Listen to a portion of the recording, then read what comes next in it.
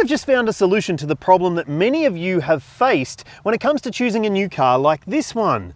The fact that you don't get a spare wheel in so many new cars is a deal breaker. Just have a look at some of these comments.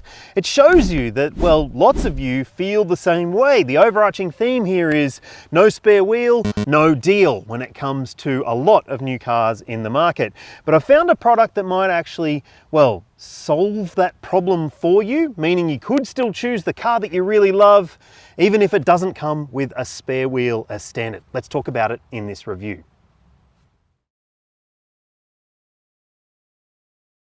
The product that I'm talking about is Road Hero. It is a spare tyre option that you can fit to basically any car that doesn't come with a spare, and you might be surprised just how effective this solution is. So many new cars today come without a spare wheel. They might come with a tyre repair kit, and I'm not just talking EVs like this one. I'm talking hybrids, plug-in hybrids, even petrol and diesel conventional cars sometimes don't come with a spare wheel, and it can be a deal breaker. You've said so in the comments section, and I feel the same way. I just had a really bad experience recently in the Hyundai Insta. It's a car that doesn't have a spare.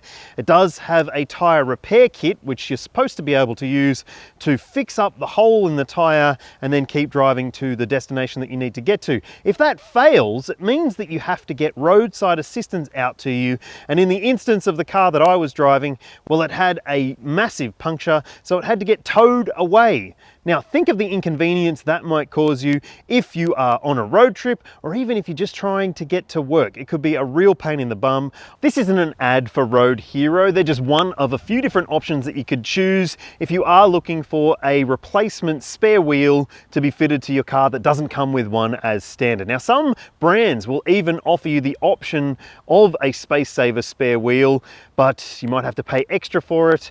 And look, this might not be the most elegant solution for everyone's needs either, because you've got to be able to fit it in the boot of the car, or at least have somewhere to store it if you aren't going to have it in the car all the time. I would recommend, if you can fit it, definitely put it in the car all the time, and the extra bag of goodies that you get with it too. So let's check out what the kit includes, because there's actually quite a bit of good stuff here. So in the bag, you get a space saver spare wheel, which is limited to 80 k's an hour. So keep that in mind. You also get 5 specific lug nuts, which fit specifically with the spare wheel. Don't use the standard ones because the wheel won't stay on. There's also a bag of useful items like a jack rated up to 2 tons, a wheel brace and socket. You've got a ratchet handle, warning triangle, a kneeling mat, which is very considerate. You also get a torch and gloves, plus a high-vis vest and a rain poncho. So all the problems potentially sorted out. All that stuff fits into this handy bag, which can also fit on top of the space saver spare wheel. As you can see, this is a Kia EV3. I'm not picking on the Kia EV3 in particular, but just look at this. You can still have space to spare underneath the boot floor, so you could put some charging cables. Let me show you that right now. Voila, there you go. You can see right there. Look at this. Lower that down. You've still got a very, very practical amount of boot space. And who would have thought that you could have a solution like that in a car like this? Okay, a couple of things I just want to point out. If you do get a flat and you are trying to change your spare tyre, you should try and park on a flat section. So if you put the car up on a jack, it doesn't tilt forwards or backwards or to the side too much. Secondly, if you're in a public area, please do put your hazard lights on, because it will warn other people around you that something's not right. And hey, someone might even pull over to help you out. Thirdly, if you are driving a car with front wheel drive, I would always recommend that you put the actual full-size wheel onto the front of the car, because it will help you steer better rather than having the thin space saver tyre on the front of the car if you are driving a front wheel drive car. Now I'm just going to do the rear tyre on this car as an example, and let me put on all the safety kit and get the stuff ready so I can show you what it's like to use. Like a glove.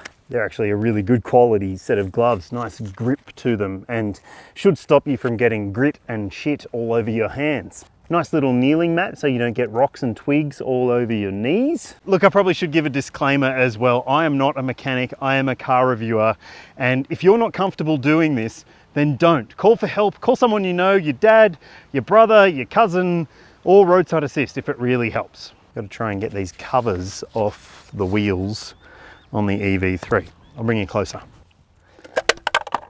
Well, that was easy. Another top tip, make sure that you don't jack the car up before you loosen the wheel nuts, because otherwise you'll be just turning the wheel around and around and it'll be much harder to get as much purchase as you need.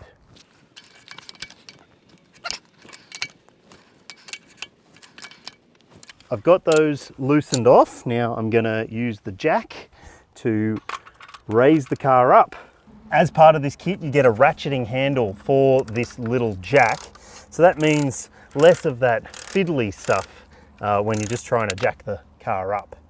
So when you are finding the jacking point, make sure you do not jack it up under the battery pack, and don't jack it up where there's some plastic either. So just find where it's supposed to go. You'll find it in the owner's manual.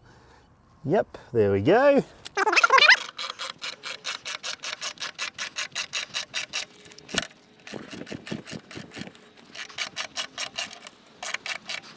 Okay, I can feel we've got a bit of weight happening on the jack now. So we're clearly getting that back wheel up off the ground. It is off the ground. Okay, so I'll undo the nuts.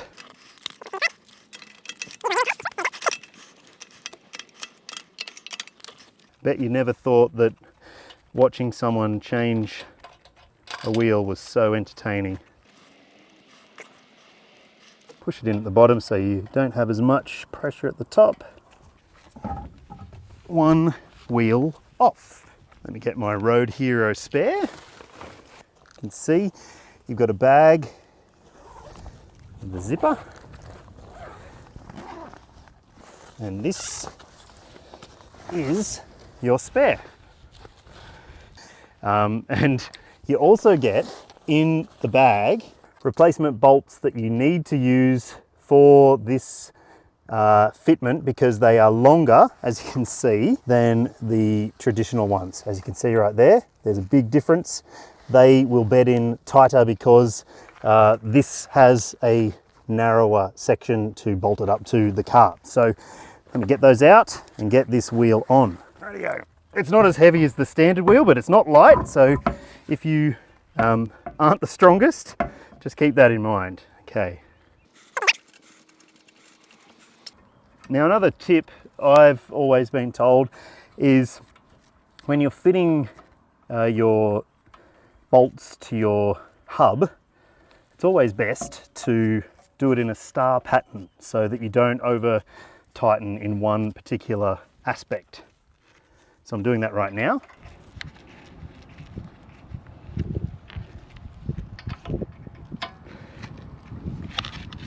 You can feel it pulling in there against the hub where it's supposed to go. You'll notice there is a spacer in there that's designed to be there for this particular fitment for this spare wheel. There we go. As you can see, the wheel clearly clears the disc area and the brakes, and hey, it actually looks kind of cool too. Let me tighten them up a little bit more.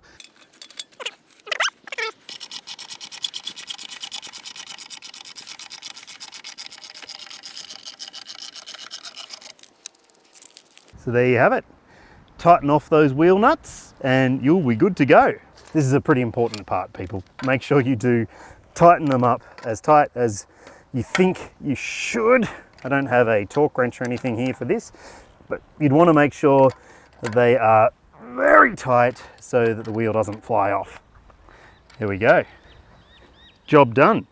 I think that wheel actually looks pretty good. So that took me about 15 minutes, including filming it. So if you are proficient in doing that kind of thing, you should be able to get that spare on and get on your way within about 20 minutes, hopefully, maybe even less if you're a turbo changer like I am. So this massive alloy wheel needs to go into the boot of the car. It is very, very heavy. I'm going to use two hands, wait there. Rightio, so there you go. You can see that I've put the full-size wheel in the back. We've got our spare there. I'm going to pack everything up and give you some final thoughts on the Road Hero kit, including the price. Okay, so a couple of considerations for a kit like this that you might want to keep in mind. Firstly, when you take your full-size wheel off the car, if it's a flat tire, it will take up a lot of space. So if you've already got a boot full of stuff, it might actually be a bit of an inconvenience to get the spare out and then have to hoik around the very, very large alloy wheel in the instance of this particular car. But then there's also the consideration about the security of the kit in the boot area. I would highly recommend that you try and secure it as well as you possibly can, because it could become a projectile if you were in an accident. And thirdly, the actual cost. So we're talking for the Kia EV3's Road Hero spare tire kit, $899. That seems like a lot of money for a spare wheel, but let me posit this to you. What cost would you put on your time waiting for a tow truck? What cost would you put on the peace of mind of, well, not knowing how long it might take for you to get your car back when it goes off to get a new wheel or tire or whatever it needs?